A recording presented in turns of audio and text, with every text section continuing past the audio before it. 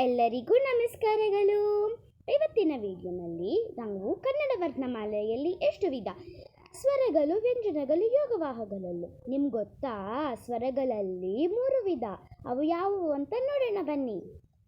ಹಸ್ವಸ್ವರ. ಹಸ್ವಸ್ವರ ಎಂದರೇನು?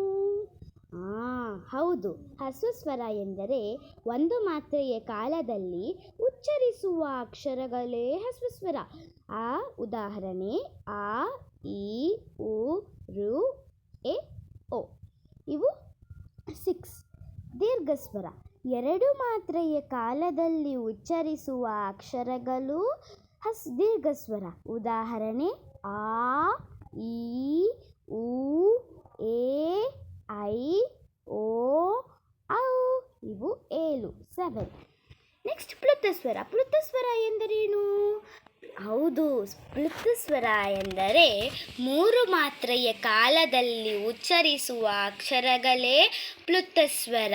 ಉದಾಹರಣೆ ಆ, ಈ, ಉ, ಎ, ಐ, ಓ, ಔ. ಇವು 7 ಇದ್ದಾವೆ. ಅರ್ಥ ಆಯ್ತಲ್ಲ ಮಕ್ಕಳೇ, ಸ್ವರಗಳಲ್ಲಿ ಎಷ್ಟು ವಿಧ ಯಾವುದು ಅಂತ.